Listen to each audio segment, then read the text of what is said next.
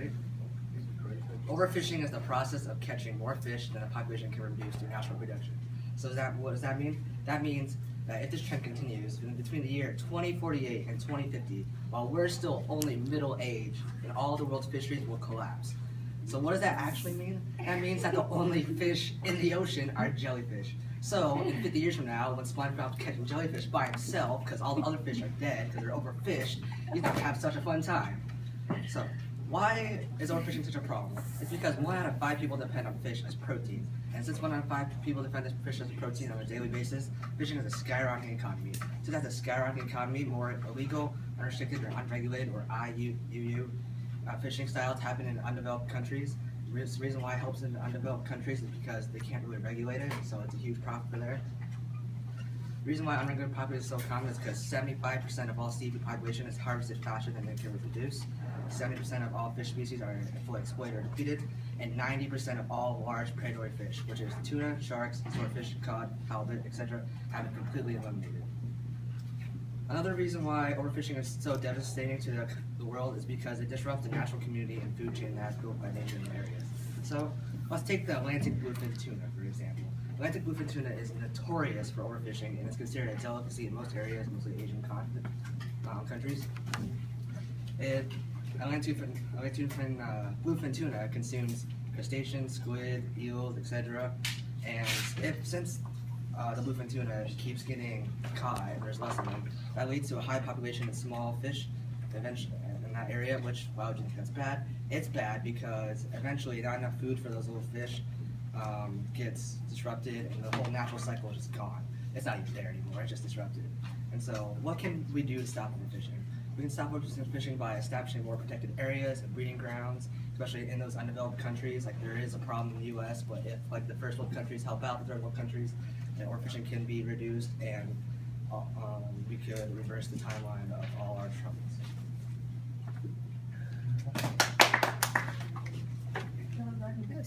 Fish. They've been around for millions of years since the beginning of time. Oh, God. So I ask you, they've made it through, what, a meteor strike? They've made it through earthquakes. I tell you what, fish are invincible. So I do not believe that overfishing is a problem.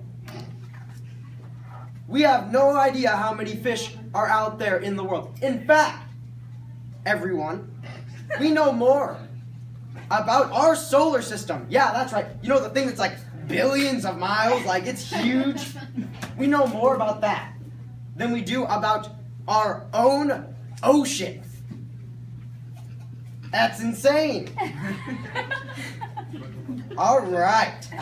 So before we go further in this debate, as Jason said, overfishing is the depleting of a stock of fish to the point in which they cannot reproduce more than they are getting taken away. That being said, let's think. Why do people overfish? Why do they do it? Well, I'll tell you why they do it. Because they're fighting the #1 killer in the world. The thing that brought down the Mayans. The thing that can just make people go nuts. And that is the problem of hunger. Did you know that 1 in 9 people today are not going to have the food that they need? Let's think about that. Let's see, we have 10 people in this room. That means at least one of you guys is going to go hungry tonight.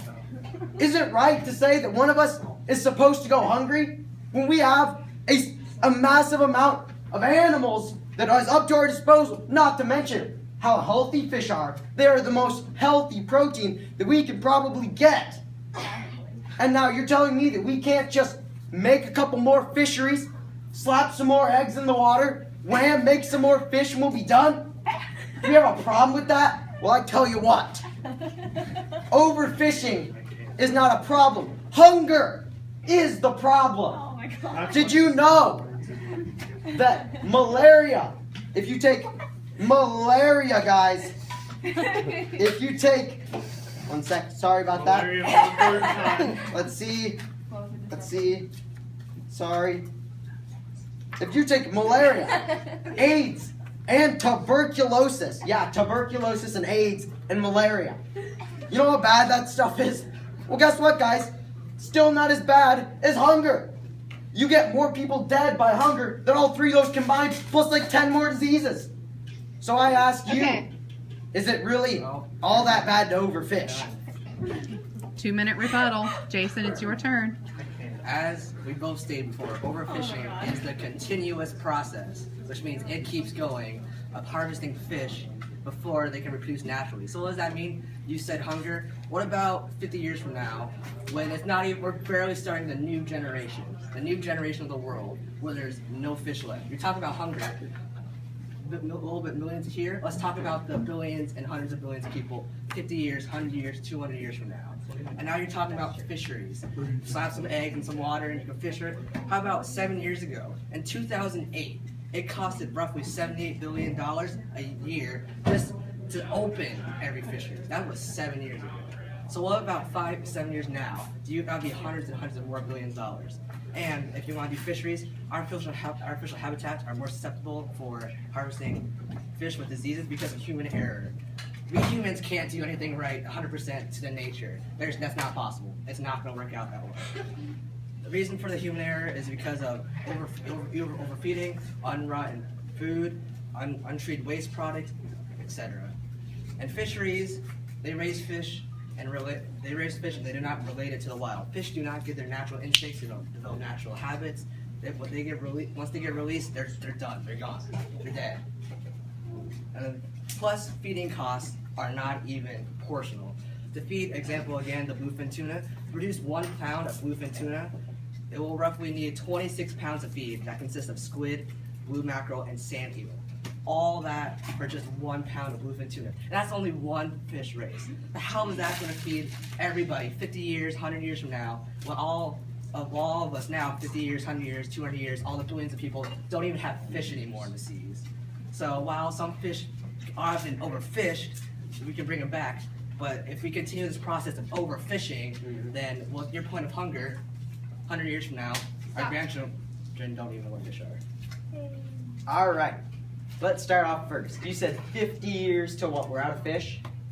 That's correct. Oh, I'm sorry.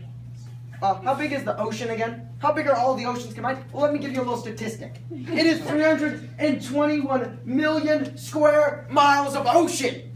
And you think we know how many fish are in this massive body of water? Yeah, we definitely know how many fish there are. Oh, did I mention it goes down like 10,000 feet? And we're supposed to have a population. We can measure a population of a moving object throughout the entire ocean. Definitely wrong. Let's talk about fisheries. First things first. I tell you what. Wright brothers, 1900s, right? Guess what? 60 years later, we're on the moon. Want to know what that tells you? That is a testament to technology. If we start now, and we have 50 years, who's to say that we can't make better fisheries, more efficient fisheries in 50 years? We have 50 years. 50 years is a long time. A lot of people don't live 50 years. All right, second of all, every single day, fisheries are getting more and more efficient, and they're getting a lot more healthful for the fish population. They are changing, they are understanding their mistakes, and they are refining it to be more efficient and to make safer, healthier fish populations. Furthermore, in a single fishery, you can get multiple of millions amount of fish, like millions. You can make in a fishery. Dump them in the ocean. If you get enough of them, there's no way that we can fish all of them. And who's to say, once again, that we are to say to somebody somewhere out there, maybe if even if it's thousands of miles away, maybe if it's next door, how can we just look somebody in the eyes and say, hey, you aren't going to have food to eat, and hey, we know that there's fish out there, but you just can't have them because we're afraid. Okay. Sum it up. 1 minute. So, you're going with this hunger thing. Fisheries, no matter how far technology goes, we are never going to be as predictable as nature. Nature is what runs this place. Humans are the main cause of destroying nature. Humans destroy the fishery, humans produce global warming, it's all that. If you're going with hunger, 50 years from now, our grandchildren, no matter how, even if fisheries do get advanced, if we do not act now by serving all this fish, we will never be able to reverse the product that we've come today. Maybe it will prolong the effect. Maybe if we have advanced fisheries, maybe in 50 years we won't have it. Maybe 100 years we'll have no fish. Maybe 200 years we'll have no fish. But some way down the line, we're not going to have fish. There is no fish. There is no SpongeBob in 50 years. It's gone. So if we do not establish more protected areas in the marine, then no matter how far tech our fisheries will go, we will not be able to produce what nature happens. We will not be able to reproduce everything. Human error is going to happen. It is going to happen. So Done. even if it's not 50 years, it's going to be down the road. Brenton?